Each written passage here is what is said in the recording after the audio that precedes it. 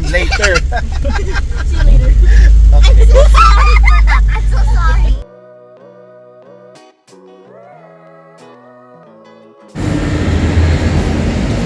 So, load muna tayo. Tron, syempre. Saan tayo punta? Saan tayo punta? Baguio. Balikan. Mga pang motor. Ako motor. May shoutout ka? Girlfriend ko kay Barbie Imperial. I keep my visions to myself. I love you, I miss you. Ikaw, Jeff, may shoutout? Shoutout sa mekaniko ha. Okay ha, tahimik. Ayan, kay Autorans yan, Autorans. Thank you, Autorans. Mga kasama tayong kids, mga kalaro. Ay, pula yung mugs. Ang cute naman.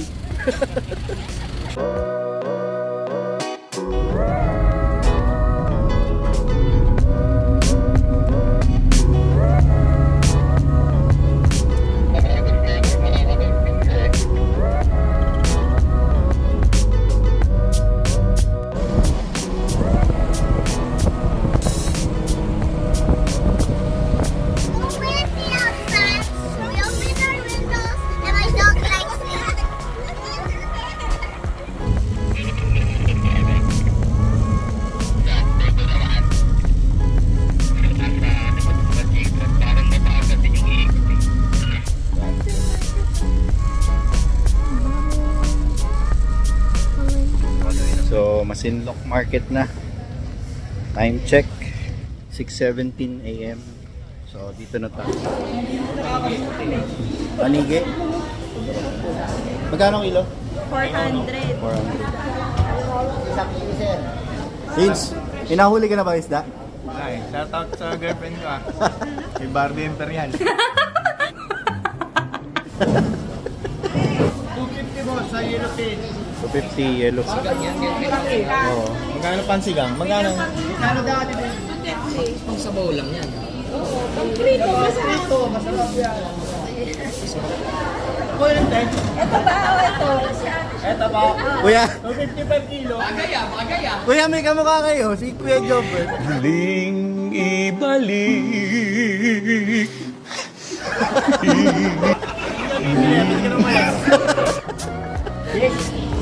Magkano raw? 220. Ang kilo? 400? Sige, ito pera mo kilo ha. Hello? Kilo. 380 kilo.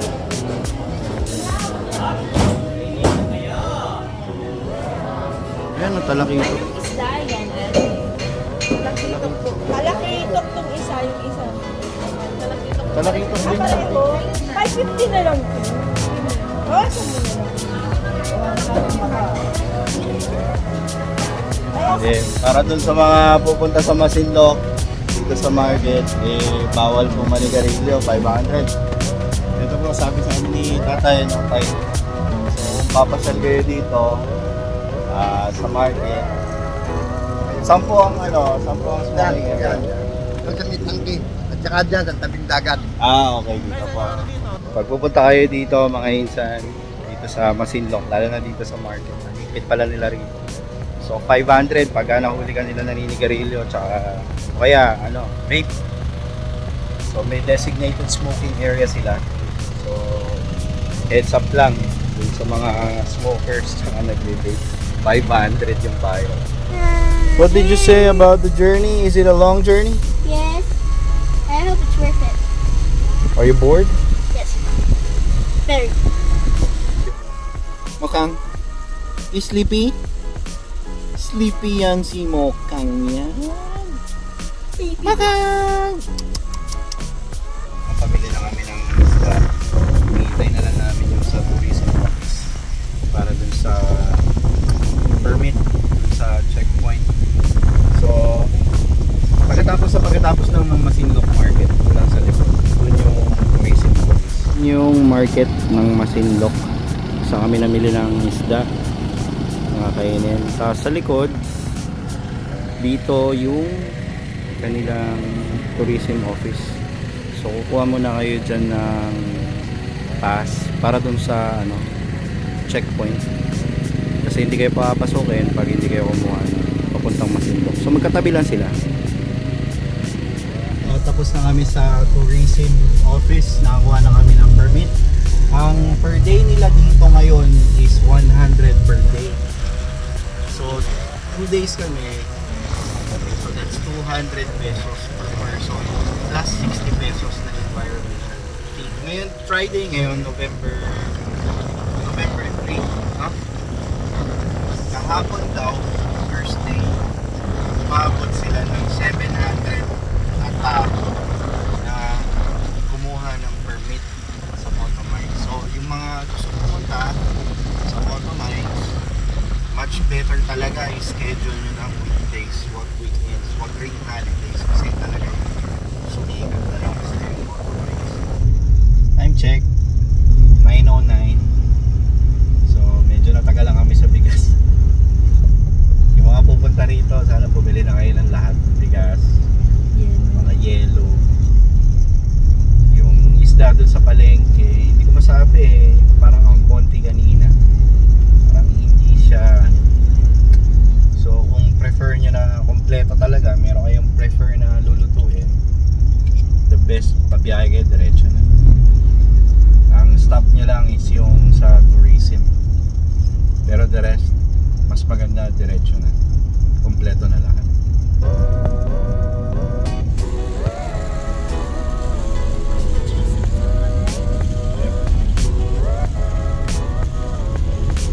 Marami daw talaga simula daw kahapon. May araw-araw pa sila. Pero sila malapit lang, sayang ang oras. Regardless yun, kay maaga, kay tanghali na, kung hindi pa bumababa yung mga naandun, wala tayong magagawa. Patong-patong na lang tayo. Ano, mukhang galingan doon, no? Ayun na, nakababa na sila. Ang iba na itsura ng mga yun. Maglabas pala ng automate, magkakamukha na tayo. Pag maraming tao yung ilog, tatangisan mo yan para kung sila.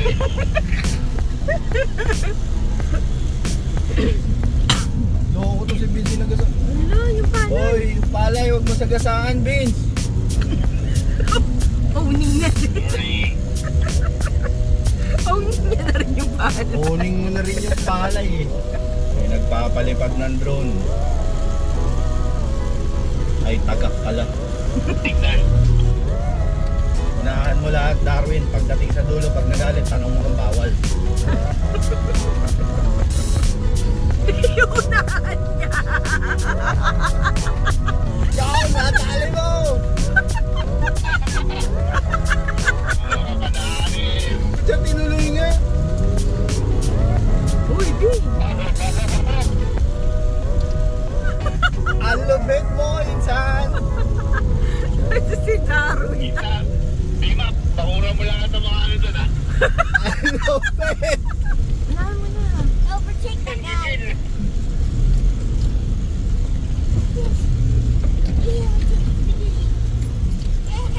Vince, box out mo. Got him. Yung bukas na yan. Gusto ko, mamalo pa ka dyan, malaglag ka na bangin. Magregata, magkakatak pa tayo. Bukas na tayo mga overtake.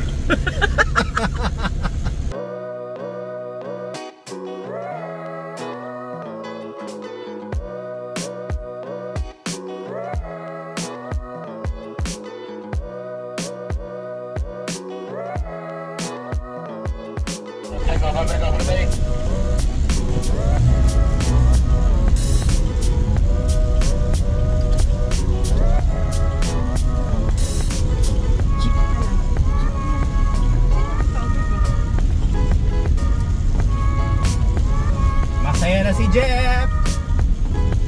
Bakit bumito yung mga yan?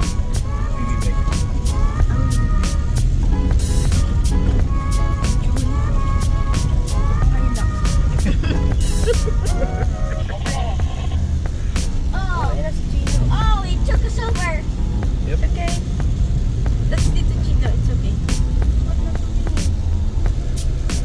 Yan, siya pa yung cooler ko. Wasak na ba pangilalim na lahat? Turog na. Ready na ipacheck ang Montero pag uwi.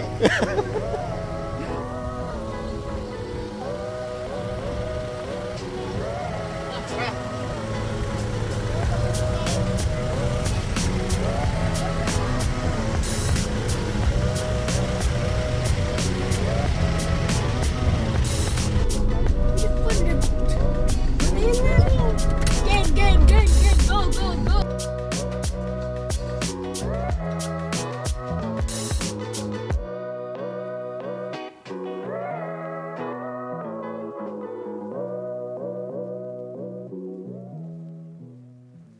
Ang hirap kasi. Tingnan mo 12 hours. Ganda nung kanina. Huwag ka muna sumunod Yung wait nung Kaya yan, B.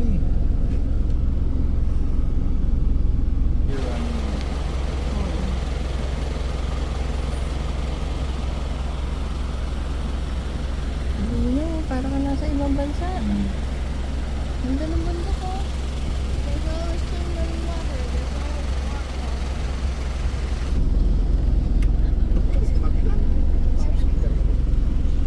Good morning! Good morning po. Mga ilang libo pa yung nandun sa loob, kuya? Mga ilang libo pa yung nandun sa loob? Hindi po, wala pong libo yan, sir. Yun, sir, kasama niyo, no? Apo. Yes, sir. Tsaka yung nasa likod. Okay na po. Thank you. Okay, thank you, sir. I love you. Sorry. Alam mo ba, 4 oras yung biyahe natin? Pito. Ilang oras na ba tayo? 12 12. na. Sorry. Ano to, Sagada?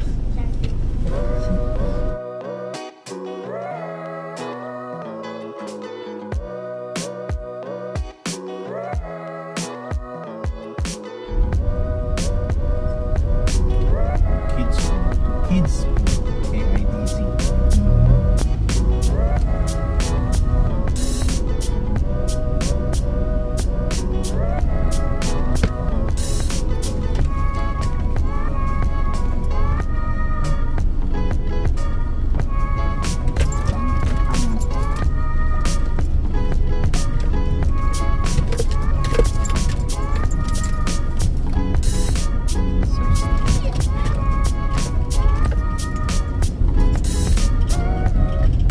Pwede mong pwede mong pantsahin. Diretso, di ba? Ito, mahirapan tayong mag-park sa gilid lang muna. Ito na yun, yun. Nabi? Samagana. Siyempre. Dapat inaano rin nila yan. Yung kinokontrol yan. Saan tayo tatawid dito? Check mo kung mababalahaw ha. Dapat dire-diretso lang dapat. Walang i-stop.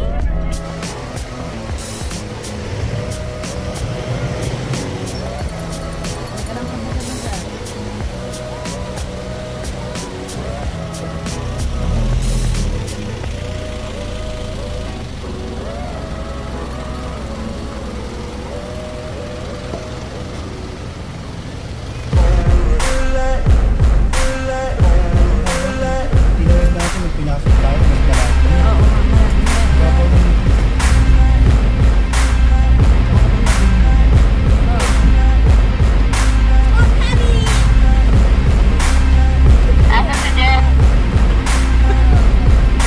Nasa likod.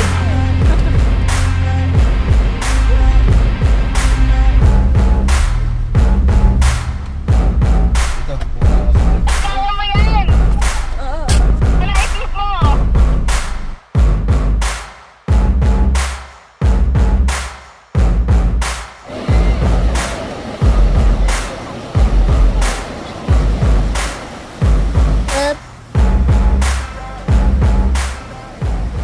Ito ang reality. Crowded. Sobra. Ayan mga sir, ma'am sir. Yan ang photo mines na yun. Punong-puno. Punong-puno.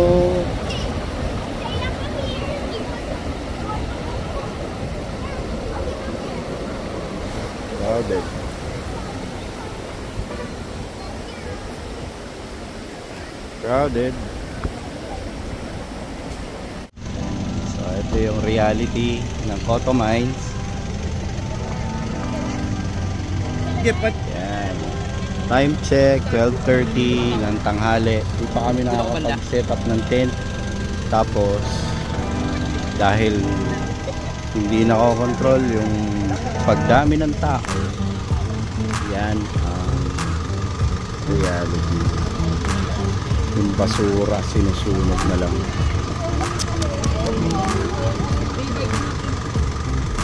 Dito kami magsiset up, bablock na namin yan dahil pa sasakyan ay pang rig na hindi nakaka-set up. Ng gabi hindi na ako nakapag-video yung setup namin kasi sobrang pagod, pero bukas video ulit kami. Setup namin ang tent. Ayan, setup namin ang tent. So, tatlo dito. Tapos, ayun yung spotlight namin. Floodlight pala. Kasi meron kami dalang genset. Tapos, yung tent na yan. Tapos, isang diretso hanggang doon. Yung mga basura na sinusunog nila since na doon 9 o'clock na, tuloy-tuloy pa rin yung usok. So pati yung mga matutulog aamuyin tong usok ng basura na yan. Ay nako. Tapos today mga insan, actually nasa 600 to 700 na tao. Walang control, tuloy-tuloy ang pasok. Gabi na may mga pumapasok pa rin. Morning. Makatulog ka? Yeah. Ito is Hi Jeff. Good morning. Wala pa, tulog ka. Time check 6:50 morning. Itong view ng umaga.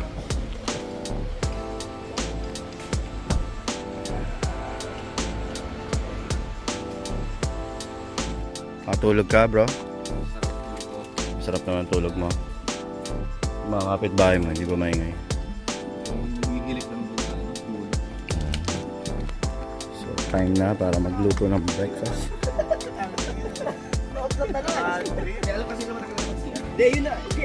Matulog ka?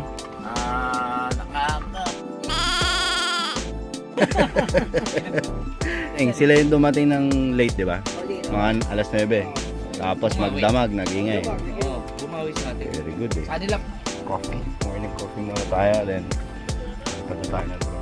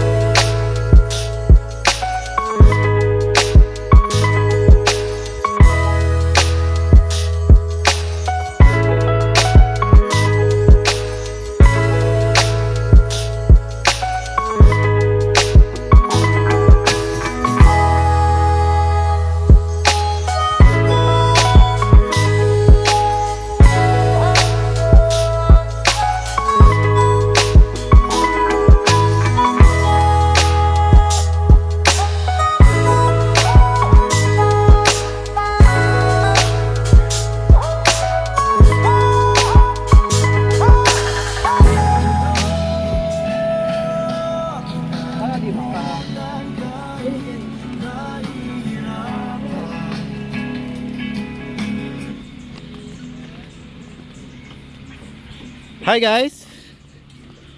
Is everybody good? Yes, and I got a walkie-talkie. You know how to use that? Can you show me? Here, reply.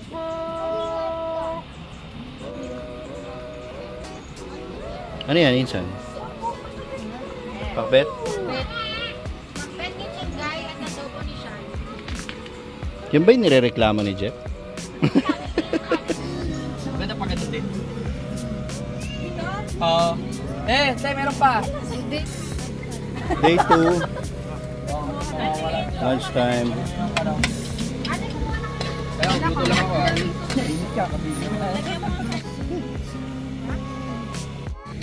Ano, Insan, mas maganda talaga pag 3 days eh, no? 3 days, 2 nights. Mas may enjoy, ano? Hindi, mas maganda pag wala tayong kasamang asawa. Ganun ba? All boys lang. Yan kaya maganda. Ikaw, Juben, ano masasabi mo sa sinasabi ni Darwin? Bantay lang ang bantay. Kasi anak ano, dapat wala no. Next time ha, dapat ha. All boys, all boys. Minsan, pwede ka pa sa ganun. Next time, all boys naman, ano? Yan. Pagka mag-alates, agad kasama ko lang. Mukhang Hindi mapaparin. Kaya natin na doon. Itutuwid na lang. enjoy din si Mukhang. Mag-aarki na tayo ng Tagaluto. Yan. Tiga luto, kamo. Tagaluto, mag-aarki na tayo. Saan tayo mag-aarkila? 18 years old. Yun, naka-apron lang. Naka-apron lang yun. Oo, para lang damit. Simple pa naman. Meron ano dyan ha. Mga kurso dyan na. Apron lang, walang damit. Plano ko kasi i-upload ko sa YouTube to pero mukhang mababantong video na to. Pati ikaw.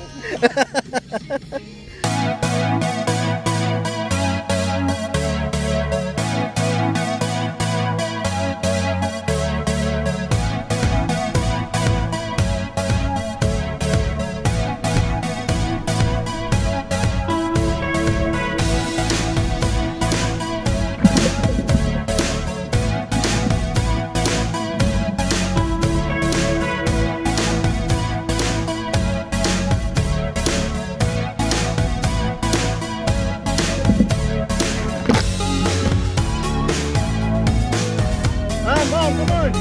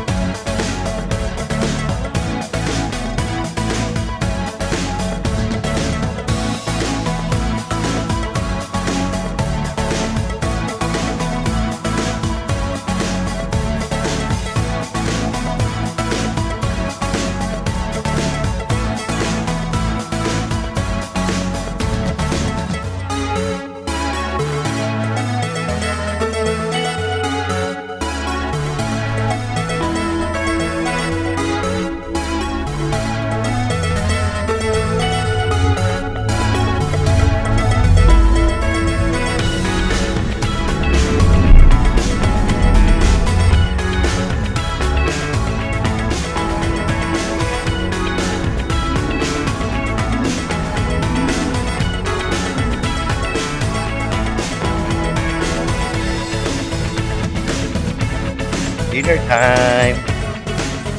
Ang pagkain? Kaya kain na. Maliit na isda lang naman. Hipon. There nga, open that one. Late no isda, oh. Yan, open that one. Late lang yung Maliit isda. lang yun. Chicken. Oh. Sarap. Solid. Sarap ba? Sobra. Ba talaga pag may nagmamahal, no? Ayun na. May nag-aasikaso. Nag-aasikaso. Ay, hindi ka joking. Ayaw niya. Tar, kumusta experience mo dito sa Coto Mines? Alright, sobrang saya. 3 days camping natin dito is worth it. Kumbaga, sulit yung layo ng biyahe, sulit yung lugar. sulit yung mga kasama, siyempre. Hindi naman sasayang ang camping kundi sa mga kasama natin. Isa lang sa mga pangit dito siguro, hindi naman pangit. Dapat lang makorek nila yung ano, ma-improve nila yung disposal ng mga basura kasi ang ganda sana ng pwesto ng tent natin pero malapit tayo sa basurahan. Dapat ano, makontrol nila yung ano, yung dami ng mga campers na pumupunta dito para hindi kung saan-saan na lang sumisiksik yung iba, nagugulat na lang na ganun na pala yung dami ng tao, wala nang pwesto, diba? Mahirap pag may kasama kang bata. Ano, swerte tayo kasi nakakuha tayo ng magandang pwesto. Good advice sa mga gustong pumunta dito sa Masinloc, Cotomines. Hanggat maaari, pumunta kayo dito ng weekdays. Kasi nakikilala na yung lugar, so for sure pag weekends, sobrang daming tao. Eh, yung disiplina, Insan. Well, okay lang kasi medyo may mga tao na umaalis na malinis naman tapos may iba na medyo nag-iiwan. So tayo kasi pag kami nakita tayong gano'n, nagkukusa na lang tayong magdampot kahit di sa atin basta nasa paligid natin. At isa pa na dapat ma-improve nila dito is yung CR. Ano ba sabihin? Imagine, the first day na nagpunta tayo dito, 700 daw ang estimate na tao. Isa lang ang CR ng lalaki na pwede kang dumumi. Ang bad experience ko, nung pumila ako, pabalik-balik ako, lagi may tao, naghintay ako, oras. 2 oras ako naghintay para lang makapag-CR. Re-recommend mo ba? Yes, Cotomines? oo, marerecommend ko para sa mga campers na gusto ng adventure na ganitong klaseng adventure. Pero dapat, dala nyo na lahat. Gaya natin, no? Swerte tayo, si Insan kompleto ng mga spotlights. Kaya may ilaw ang ano natin, may liwanag ang buhay. Yan, pagdating sa sasakyan, highly recommended ang mga matataas na sasakyan, SUVs, although 4x2 friendly, pero kung no choice at dadala kayo ng sasakyan, pwede naman. Kasi kami, 4x4 ang gamit namin, sabi ng iba, 1.5 hour daw ang biyahe from the main road, papasok dito, 2 hours namin kinuha, medyo mabilis pa kami, pero mapifeel mo kasi na parang kawawa yung sasakyan. So what more pa kapag ka mga sedan, di ba? Mga maliliit na sasakyan, siguro kung maselan ka sa sasakyan abutin ka ng 3 hours. May mga parts na madulas kapag ka umuulan. So ingat na lang. So yun, napakaganda ng lugar, napakalinaw ng tubig. Wala akong masasabi. Isa sa mga best place na napuntahan natin. Ganda. Yun. Thank you. Thank you very much, Insan.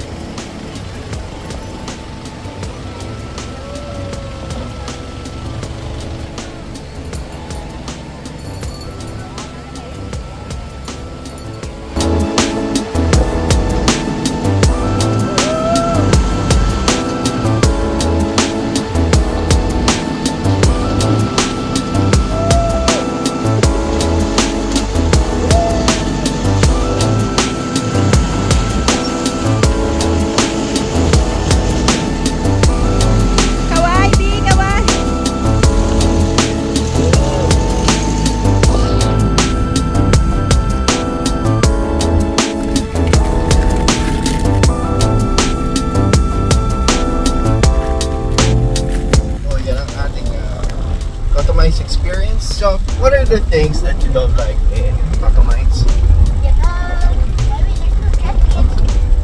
There are no trash cans.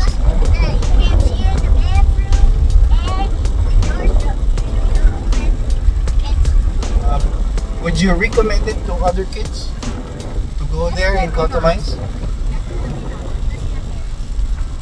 Unless they had their parents with them, right? Would you still want to go back in Cotomines? You still want to go camp there again, right? Okay, so inside yan ang ating feedback. Yan yung video. Okay, nag-enjoy ka ba? Actually, try naman siya. Yung Cotomines, since wala silang proper nagsusunog sila doon sa area mismo at maaamoy nyo din yung usok ng garbage na nasusunog doon. Which is masama rin sa health. Since tourism ang organize ng Cotomines, dapat siguro i-check din nila yun. Kasi bad sa nature yun eh. Baka after ilang years lang, pangit na ng Cotomines. Sayang. Tapos sobrang jam-pack yung visitors nila. Sobrang dami. Nung pumunta kami, halos wala ka nang mapaglagyan ng tent. Kasi ang sabi sa amin, 700 daw ang naka-in that time. Plus kami pa, 5 car kami. So, paano na lang? saan ka mag-ano sa gitna ng ilog? Actually, the water is good. Tapos clear naman talaga siya. At tapos meron mga small fish. So, yan ang ating feedback kay Mrs. So, sa akin naman, ang feedback ko, yung mga bagay na ayaw ko. First, yung crowd. Hindi na ma-manage ng maayos. Sana man lang, since tourism na ma-manage, dapat nililimitahan lang nila. Kasi katulad ngayon, nung dumating kami nung nakarang araw, 700 people.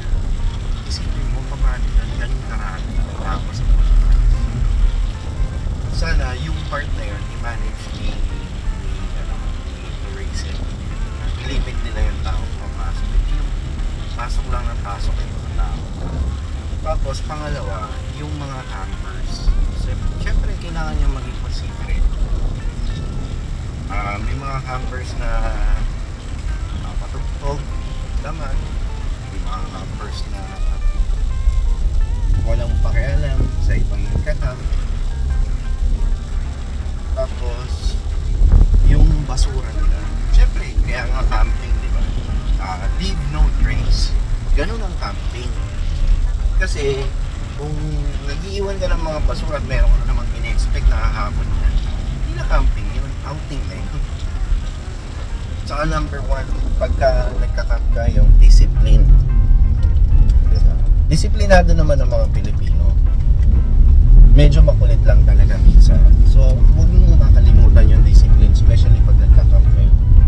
Iuwi nyo yung basura nyo, or pag itapon nyo sa tamang basura.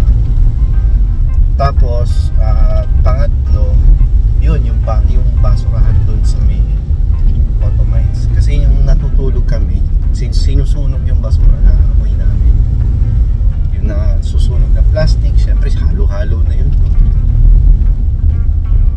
Tapos, ano pa ba? Yun, yung toilet nila. Sira-sira yung pintuan. Ang available lang na pwede kang dumumi, isa lang sa mail. Tapos syempre basta sa sobrang dami ng tao, tapos yung toilet mo ganun lang, hindi pa malinis.